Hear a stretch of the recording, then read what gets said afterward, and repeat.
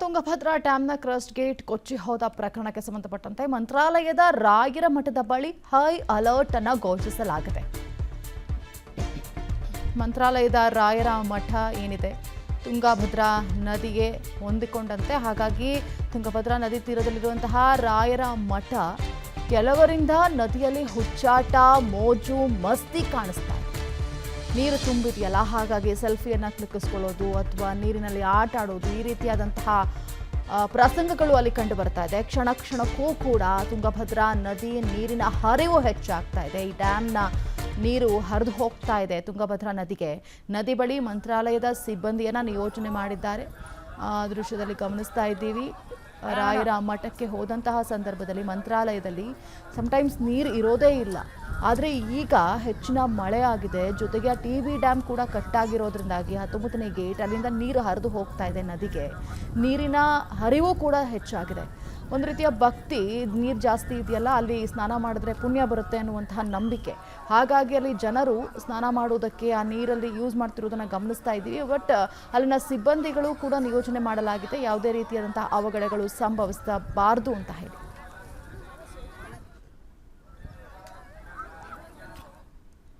ಇನ್ನು Tungabhadra ಡ್ಯಾಂನ crust gate ಕೊಚ್ಚಿ ಹೋದ ಪ್ರಕರಣಕ್ಕೆ ಸಂಬಂಧಪಟ್ಟಂತೆ ಮಂತ್ರಾಲಯದ ರಾಯರ ಮಠದ ಬಳಿ ಹೈ ಅಲರ್ಟ್ ಅನ್ನು ಘೋಷಿಸಲಾಗಿದೆ.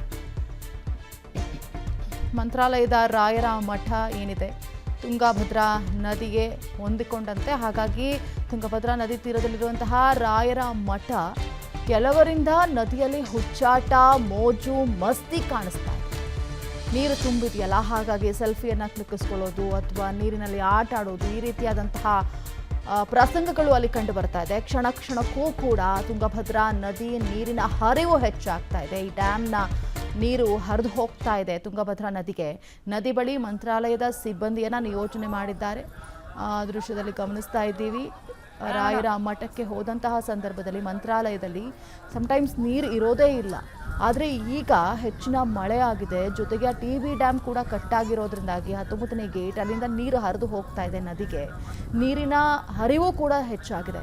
ಒಂದು ರೀತಿಯ ಭಕ್ತಿ, ನೀರು ಜಾಸ್ತಿ ಇದೆಯಲ್ಲ ಅಲ್ಲಿ ಸ್ನಾನ ಮಾಡಿದ್ರೆ ಪುಣ್ಯ ಬರುತ್ತೆ ಅನ್ನುವಂತಹ ನಂಬಿಕೆ.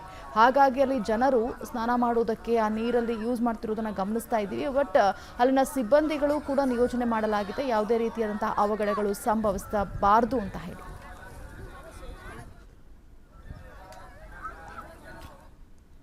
ಇನ್ನು ತುಂಗಭದ್ರಾ ಡ್ಯಾಂನ ಕ್ರಸ್ಟ್ ಗೇಟ್ ಕೊಚ್ಚಿ ಹೋದ ಪ್ರಕರಣಕ್ಕೆ ಸಂಬಂಧಪಟ್ಟಂತೆ ಮಂತ್ರಾಲಯದ ರಾಯರ ಮಠದ ಬಳಿ ಹೈ ಅಲರ್ಟ್ ಅನ್ನು ಘೋಷಿಸಲಾಗಿದೆ. ಮಂತ್ರಾಲಯದ ರಾಯರ ಮಠ ಏನಿದೆ ತುಂಗಭದ್ರಾ ನದಿಗೆ ಹೊಂದಿಕೊಂಡಂತೆ, ಹಾಗಾಗಿ ತುಂಗಭದ್ರಾ ನದಿ ತೀರದಲ್ಲಿರುವಂತಹ ರಾಯರ ಮಠ ಕೆಲವರಿಂದ ನದಿಯಲ್ಲಿ ಹುಚ್ಚಾಟ, ಮೋಜು, ಮಸ್ತಿ ಕಾಣಿಸ್ತಾ ಇದೆ.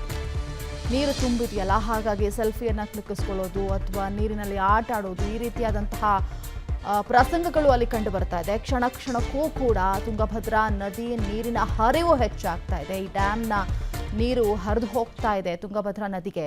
ನದಿ ಬಳಿ ಮಂತ್ರಾಲಯದ ಸಿಬ್ಬಂದಿಯನ್ನು ನಿಯೋಜನೆ ಮಾಡಿದ್ದಾರೆ. ದೃಶ್ಯದಲ್ಲಿ ಗಮನಿಸ್ತಾ ಇದ್ದೀವಿ. ರಾಯರ ಮಠಕ್ಕೆ ಹೋದಂತಹ ಸಂದರ್ಭದಲ್ಲಿ ಮಂತ್ರಾಲಯದಲ್ಲಿ ಸಮಟೈಮ್ಸ್ ನೀರು ಇರೋದೇ ಇಲ್ಲ.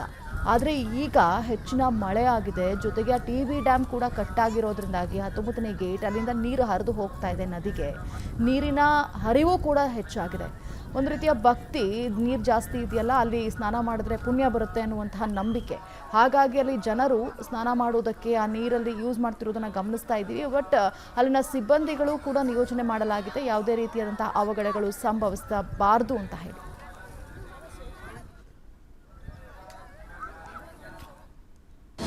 ಅನುಕ್ಷಣದ ಸುದ್ದಿಗಳಿಗಾಗಿ ವಿಸ್ತಾರ ನ್ಯೂಸ್ ಯೂಟ್ಯೂಬ್ ಚಾನೆಲ್ ಸಬ್ಸ್ಕ್ರೈಬ್ ಮಾಡಿ. ಹೊಸ ಸುದ್ದಿಗಳ ನೋಟಿಫಿಕೇಶನ್ಗಾಗಿ ಬೆಲ್ ಐಕಾನ್ ಕ್ಲಿಕ್ ಮಾಡಿ. ಲೇಟೆಸ್ಟ್ ಅಪ್ಡೇಟ್ಸ್ಗಾಗಿ www.vistaranews.com ವೆಬ್ಸೈಟ್ಗೆ ವಿಸಿಟ್ ಮಾಡಿ. ಅಂಗೈಯಲ್ಲೇ ಜಗತ್ತಿನ ಸುದ್ದಿ ತಿಳಿಯಲು ವಿಸ್ತಾರ ನ್ಯೂಸ್ ಕನ್ನಡ ಆಪ್ ಡೌನ್ಲೋಡ್ ಮಾಡಿ.